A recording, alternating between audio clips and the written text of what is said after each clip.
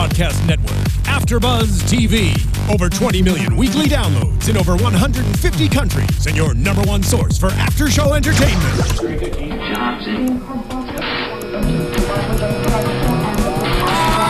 AFTERBUZZ TV, the destination for TV superfans. Producing aftershows for over 300 of your favorite TV shows. Interviewing celebrities and showrunners. And bringing you behind-the-scenes exclusives. All thanks to E! Entertainment's Maria Menounos, producer Kevin Undergaro, and internet leader Akamai. Now, let the buzz begin! Hello everybody, I'm Jason Ikeler. And I'm Whitney Lane, and you're watching AfterBuzz TV Spotlight On. Today we have a very special guest in the studio. You know her from TV, Broadway, country music. Jesus, is there anything you don't do? Laura Bell Bundy is here. Hi. Welcome. We're so excited to have you and talk all about this crazy life of yours. Yeah, well, okay. Pretty busy, huh? How much time do you have? I know, Right? seriously. We may not have enough time for Do you that. have like a trick to balancing everything? Because we're just going through your credits earlier today and we're like, holy Lord, that is a lot. Well, you know, I realized the other day that I kind of do these like 14-hour days. So I will have days where all I do from when I wake up to when I go to sleep is work.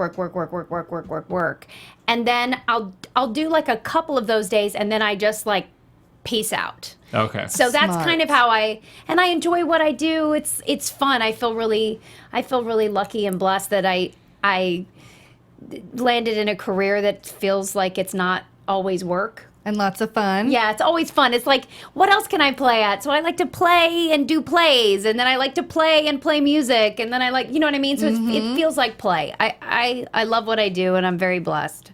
And you do all of this while being a self-prescribed hot mess. We love well, this. that's probably, they kind of go hand in hand.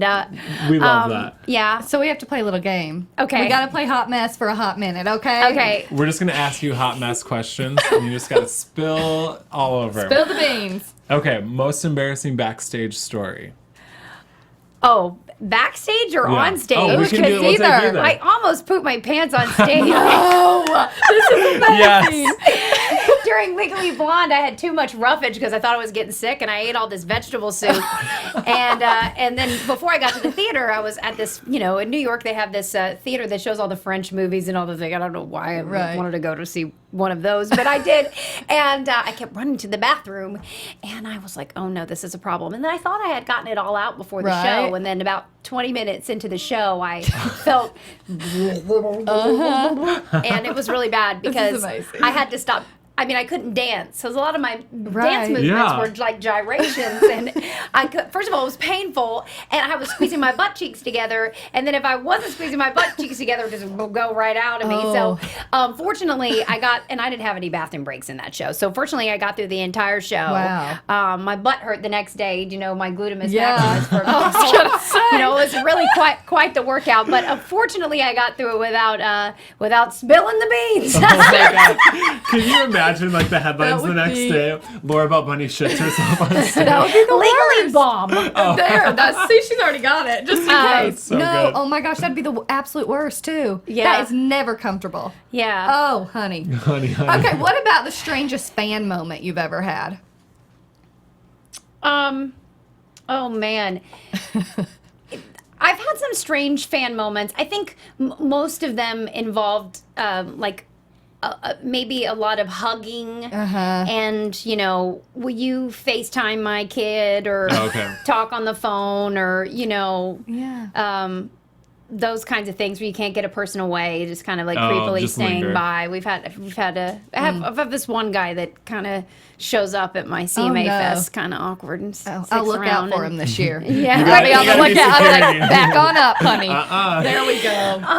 Yeah, so there's been a couple. I'm sure. Okay, weirdest thing that's happened on a date. Well, I'm a serial monogamous, okay? Okay. So I end up too. getting in these long-term relationships. And what's funny is my boyfriend and I were laughing at our relationship started before Tinder. So I was like, if we broke Nice, up, though. would you go on Tinder? And he was like, yeah, I think I'd go on it. And he's like, would you? And I was like, I don't think I can go on Tinder. I don't think I could do it. And I'm like, you would go on Tinder? I know, right? So I don't. love I this. mean, like embarrassing moments on a date. Okay, no, I got Oh, it. I got okay, it. Okay, so I think I was 22, and it was Valentine's Day, and I was dating this guy who I was in love with. In love with this guy. Okay? And I was doing Hairspray, the musical, and I had a show that night. So we were going to celebrate and go to the Rainbow Room at Rockefeller Center. Nice. And they had like a big band, and like they have like the center of the place like revolves and moves around, you know, so the band gets to see everybody and you dance, and it's like this whole thing, and it was very old school, you know. And so we made a reservation, and there was a dress code. Well, I brought all of my stuff. I was living in Brooklyn, and, you know, I brought my backpack, as I always brought my backpack into the city with all my stuff. And so I had, you know, my outfit I wore, which is regular clothes to the theater, and then I had this like heart-shaped corset with little roses everywhere that my mother, who works at Victoria's Secret, got for me. And then I had this like other stuff going on underneath the skirt, and then I had this long skirt, right? And I had packed my shoes, or what I thought I had packed my shoes. No. I am getting dressed. My hair is all done. I'm finally like, all right, go to get my shoes. I have one black high heel. Oh, God. One black high heel. No one else is in the theater. They've already left. And the only other thing I have is a green pair of Skechers sneakers. No. A pair of green Oh, my God. Skechers sneakers. Did you do it? And my friend, my date, Austin was his name, who this was in the beginning of our relationship. We ended up dating for 5 years, but this was the very beginning. And I came out and I said, I only have one. You know, and I was really upset about it. And he was like, oh, God, it was like the first crazy moment I showed him I had. I only have one thing. And we spent all this money for this night. And he's like, you know what? It's okay. Let's just go. Let's see what we can do. And I'm so upset. And we finally get there, and they say, "Ma'am, you can't wear sneakers." Oh. And I said, I told them my whole sob story, and I said I also have really bad knees, which was true. I was wrapping my knees at the time during the show, and I was like, and I accidentally, and they let us up. Good. So I danced all night at In the your Rainbow sneakers. Room in that outfit and a pair of green sneakers. And he said, you know, it's almost like that moment in The Sound of Music where Captain Von Trapp says to Maria, I've loved you ever since you sat on that ridiculous pine cone. He said he loved me ever since I wore those ridiculous green sneakers. I love it. I love that. That's the cutest. But we broke up, so whatever. well, Wah, wah. You could say you looked on fleek, right? On fleek with the green sneakers. You should have just told him that was the style. I love yeah. Oh. it. I love it. I look like a Christmas tree. Yeah, it's okay. It worked out. 5 years later. Exactly. What about your biggest bless your heart moment? Where someone does something crazy and I say, bless your heart. Bless your heart. I feel like I have one of those every day. good. Really? Oh, bless your little heart, you little... She don't know she's pitiful. Right. Exactly. I feel like I have those a lot, like, with my mom. You know, I don't know if my biggest one is... It's hard. It takes a second. I needed you guys to ask me these questions before I got here so I could think You can about prep it. yourself. They're tough ones. I know. Hot mess questions will get you. Well, you know, I've seen a lot of concerts and things, and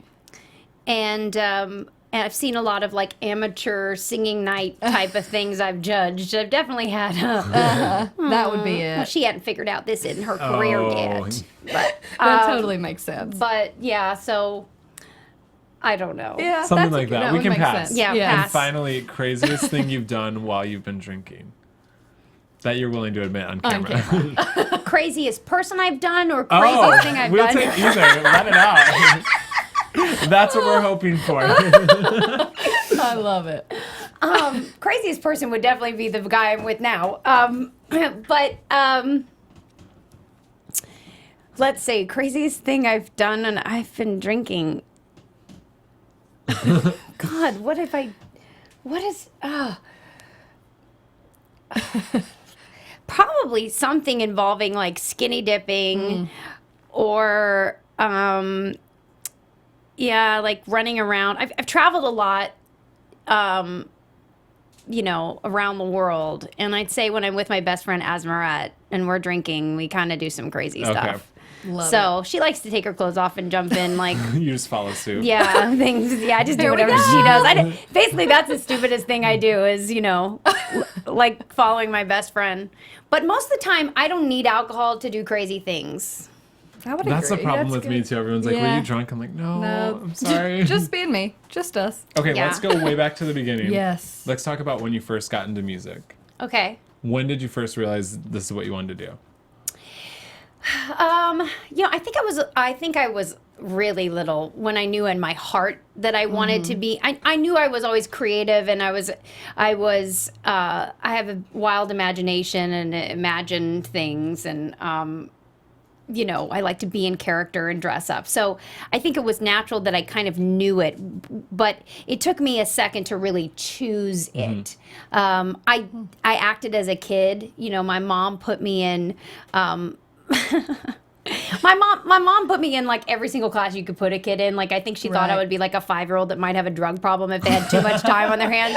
So she put me in like singing and dancing and acting and cooking and tennis and piano and whatever, clogging, and crocheting, whatever. So then I gravitated towards towards singing and dancing and acting, and I liked clogging as well. I know. And I wasn't very good at acrobatics or gymnastics ever, but I stuck it out. I could do a cartwheel and a round off, and after that.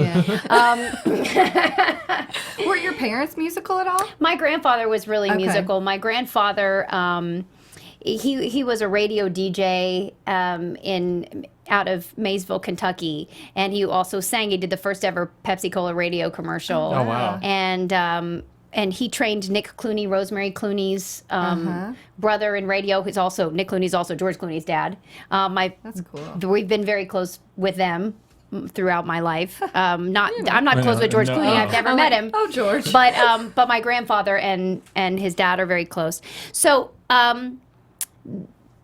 In our town of Lexington, Kentucky, my grandfather was a bit of a celebrity back in the day. That was the time I was born. He had retired, and he really didn't do that anymore. But he used to do the news and the radio, and he would host shows and stuff like that. And then my aunt was Miss Kentucky. Okay. And she was a singer, and everybody is self-taught pretty much. And then I came along, and I think my mom was like, well, she's going to be my little Miss America. I'm going to put her in this and this and this and this, and she better win the talent award at the pageant. I love it. Your mom sounds amazing. I know. Yeah, so. Like, thanks, Mom. Look at me now. Yeah. When did you decide to sort of make the switch? Because you started out in musical theater. Why did you just choose that at first instead of country? Well, it wasn't a choosing, really. Like, when I was a child, I did singing and dancing, and I happened to get this Radio City musical called Christmas Spectacular in New York, which was the first show I ever did when I was 9. No, then that's after, young. yes, pretty young. Pretty young. It was a great show, too, because there were, like, little people and camels in it. It was fun. And then after that, I did this off-Broadway show in the Village called Ruthless, and where Britney Spears was my understudy, and then Natalie Portman. So, but they weren't who they are now. Then they were just like cool little kids. My Britney wasn't actually that cool. She was just really sweet. Natalie was pretty freaking cool though. She was already a vegetarian at 10, and telling me what they do to the chickens while I was eating chicken. Oh, no. But we were very good friends. That was sort of like.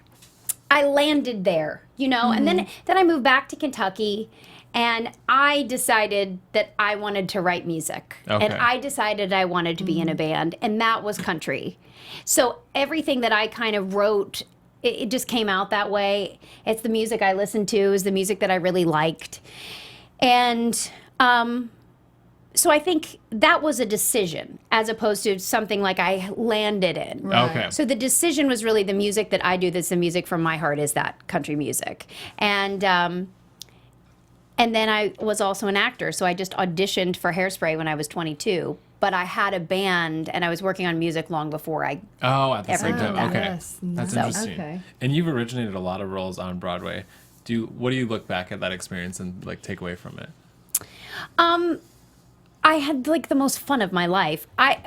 It's such a joy to originate a character on Broadway. There's really it's it's such an honor to be able to do that, but it really is, you're just so much a part of the creative process of telling the story of that show. And when you go back and you look at that, every incarnation of that show, you know exactly where you were when every line was written and, you know, when each moment came about. And it's awesome. You really get to like flex your creative muscles. And that's where I do the best, as opposed to being thrown into a structure already made. I like to build the structure of a character. And so I feel really lucky that I've been able to do that. And also had the time of my life doing those shows. I can't even imagine. Oh, What I was your bet. favorite character to play? Do you have one?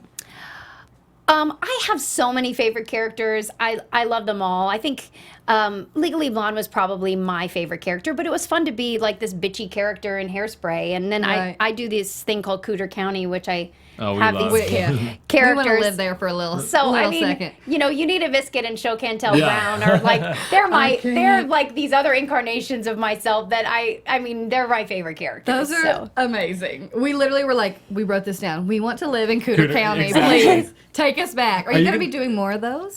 Well, the other day I was actually looking in my room because I could not find You Need a Biscuit anywhere, and I had a panic attack. But Show that's Can't Tell amazing. I had her because I was doing this Happy Birthday to Reba McEntire video, and I was like, I'm not gonna do this as myself, so I put my wig on. And I was like, "Hi, girl. I think you need a Oh new my God. weave."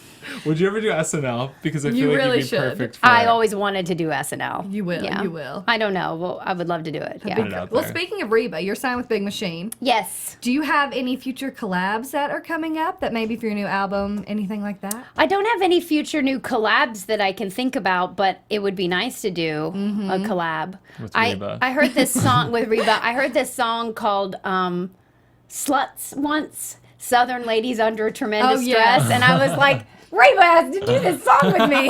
Amazing. Can we That'd get be Dolly so Parton good. too? I Oh my literally God. had little napkins with that on there. Oh, really? Yes. That's little so good. tea napkins. Southern Ladies Under Tremendous Stress. Come I on. love it. Oh, So are I you love it. working on an album right now? I'm finished with an album. Okay. So we actually talked today about timing of putting that out. And that's been a talk that we've had forever. That we were going to put music out. And what happened is it fell through the cracks between one label and another, and some timing issues. But finally, we'll get it out. We put out a series of singles Right. throughout the last few years. I know so. you're teasing us a lot. 'cause I know, we're like, okay, where's we have that one. album? When's it coming? Which a lot of people have tweeted and asking, what's she going to put I out? know. Is it show tunes? Is it country? Is it... Yeah, it'll be country. Right? Okay. Is it going to do, because the last one was like Aiken and Shaken, is it going to be like double-sided again or just one No, full? it's going to be kind of one long journey. It's pretty personal record, and so it's going to kind of, you're going to see the ups and downs and ebb and flow Okay. of who I am. Now, will we hear some of this music at CMA Fest? You will hear it, yeah. Okay, You'll there also we hear go. new music that is not on there. So Oh, nice. that's exciting. Yeah. Okay. Would you ever do like a Broadway covers album? I would. You know what? Actually, I'm working on something that we'll talk about when it comes out. But where I'm creating this sort of jazz-like character that's very similar to Doris Day, but I'm covering like heavy metal songs and rock songs as like a character with this hair and I everything. love it. That's so good. And so that's something I'm doing. I don't know, if I would do like a show tunes album. You know what's funny is that I'm not a big show tunes fan. Oh, really? No, I mean I like classic show Right. tunes. Yeah. I like the classic stuff, Rodgers and Hammerstein, and I love that. But the sort of like, I'm gonna take you on a weird melody, and then we're gonna do this and that. I'm like, no, I need to be watching that to enjoy it. I want a catchy melody and a Yeah. catchy hook if I'm listening to it. And Right. you'd be surprised what's on my iPod. I love singing that Yeah. stuff because it's about acting and emoting, but it's not that I don't want to listen to it. Well, I do want to know who is on your iPod. Some of your top singers right now. Okay. Like Connor Oberst and Lucinda Williams, and of course I love Miranda Lambert. And then I have like a bunch of country on there, very old country too. Like I'll have like Patsy Cline and Willie Nelson and Jerry Reed and Loretta Lynn and then like Coldplay or anything indie rock, Vampire Weekend, and then Jay-Z and Beyonce. Really, a whole bit of Everything. Just a little bit of everything. I love it. Well, we did get a question tweeted in wanting to know if you could be in a Broadway play right now that's already airing or that's out. That's airing? That's That's airing. airing on Obviously Broadway. not so well. Kind of. Performing on Broadway. Currently open. Currently open on Broadway. Thank She's you. here for the country. I'm all about the country here. Who would you play? Which one would you be in? Oh. You know, I don't know because I haven't seen what's out this season, so I don't know. I mean, you know, Right. I could say it would be fun to play the what's the character that sings Charlie and Kinky Boots? That would be fun. Oh, yeah. Charlie. That'd be fun. That'd be My good. friend That'd be- originated that yeah. role. That would be fun. I'd really love to do a straight play. Okay. Um, Not a gay play. I mean, I love. I think gay plays are musicals. Yeah, even better. But I would much rather be in a gay play. Right? Let's be honest. I want to see it. But yeah, I mean, you know, I've always wanted to do Lola and Damn Yankees, so that's not going on yet or Right. again, and you know, so. And are you going to do, obviously we have Heart of Dixie and Anger Management, so many TV shows. Do you see yourself doing more of that in the future or focusing on music? I've always been focused on more than one thing at a time, Seems that way. Clearly. aka I'm not focused. People are always like, funnel it in. Just pick Funnel one. it in. I'm like a kaleidoscope, guys. And you look through it, there's lots of colors. You know, a rainbow, Yeah. a lot of colors, it lands in one place, okay? Pot of gold, actually. Ding, ding, ding. But, you know, I'm putting this music out while simultaneously developing some things. Okay. And a lot of the stuff that I'm developing, I'm finding myself doing a lot more of the creating thing these days and writing and producing. So most of what I'm doing has a music element in it, even though Okay. it's something I'm acting in. So it's kind of happening simultaneously. I think I'm tired of having, and I'm fine with Yeah. it, but having a really compartmentalized career where there's like a music here and then there's acting here, and it would be really nice to kind of bring those two together. And I think that's my goal for the next thing I do. Now you're getting us really excited. I know. It's like LBB Glee. That would be great. That's perfect. I will watch it. Uh-huh, totally.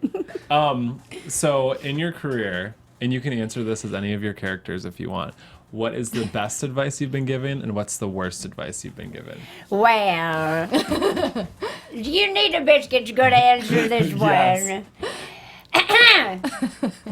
Pardon me, I haven't had my Alka-Seltzer yet today, and I had some sushi, which goes down a little weird sometimes, depending on whether or not they put tempura in it. But I'd say the worst advice I've ever received, because, you know, you got to start with the bad stuff first, get it out of the way, is, you know, always make sure you have something to fall back on. It's the biggest horse shit I ever heard. Can you bleep this out? We're on the internet. Say whatever you want. That's awesome. Because, you know, I did a play when I was little, and there was a line in it, and it said, if you don't have anything to fall back on, you simply don't fall back. I like that. So, you know, you gotta walk. If you have a net to catch you while you're walking on the tightrope, you could go, if I fall down, it's okay. You know, I ain't gonna Right. die. But if you don't have a net, you gotta really pay attention. Gotta make it across that tightrope. So I'd Totally. say that would be, you know, that worst advice. But because also I would say the best advice I was ever given was from my father. And he said that ask is the most powerful 3-letter word. Now, I first thought he said ass. And I have found that was also pretty powerful. But I really think that asking for what you want is the worst thing you're going to hear is no. Speak up for yourself. Ask questions. ask for a raise, ask for what you want in your life, and the worst thing you're going to hear is no. And if people think you have too much audacity for asking, they can kiss your ass. That was inspiring. That was so inspiring. Thank you. Amazing. We love It's it. funny too because when my voice is more hoarse, like if I've been drinking a lot, you need to sound better. But like if I haven't been drinking much, I can't get down and make it happen. You just have to like chain smoke and go into it. Right, I know. I need to like smoke a couple before Which is great That for was singing. great. Having that advice come from that voice. Totally Inspiring. Okay. Any idea when we get the album? No, I can't tell you that. Damn I've told it. people so many times and then it hasn't come out and whatever, but I think we're getting really, really close, like really close. So, Okay. that's So exciting. fingers crossed. We're waiting patiently. Yes. Yeah, but I am, regardless, you'll be able to see new stuff of me online on YouTube and stuff like that, singing and dancing and Okay. all that kinds of crazy stuff. Well, Cooter perfect. County, too. Exactly. Cooter County. Yeah, you always check out my cooter because there might be something new. We And on will. that I know. Well, thank you so much for coming Something in old, today. something new, and something blue. Oh God. Wow. To die for. Well, thank you for coming in today. This was so much Yes, fun. What a blast. Go ahead and plug your website and your social medias for everybody watching. Okay, well, first of all, I need you all to go to Twitter right now to @Laura Bell Bundy and press follow. And I'm also on Facebook as Laura Bell Bundy. I'm on Instagram as Laura Bell Bundy, but you can also follow me as Shocantail Brown at Shocantail LBB. Or you can go check out Cooter County, the YouTube channel, which is youtube.com/Cooter County. And ain't no space between Cooter and County. And then my website is Laura Bell Bundy, and that's kind of like the center where you can find everything. Find it all. Awesome. Yeah. Thank you. And where can Awesome. we You find guys can find me on Instagram and Twitter @Southern_wit and on my blog, chasingcountry.com. And you can find me on Twitter, Instagram @Jason Ikeler. For Laura and Whitney, I'm Jason. We will see you guys back in here next time. Yay. Bye, bitches. From executive producers Maria Menounos, Kevin Undergaro, Phil Svitek, and the entire AfterBuzz TV staff, we would like to thank you for listening to the AfterBuzz TV network. To watch or listen to other after shows and post comments or questions, be sure to visit AfterBuzzTV.com. I'm Sir Richard Wentworth, and this has been a presentation of AfterBuzz TV. Oh, we're gonna Buzz say you buzz later. it. Buzz Buzz you you later. later. The views expressed herein are those of the hosts only and do not necessarily reflect the views of AfterBuzz TV or its owners or principals.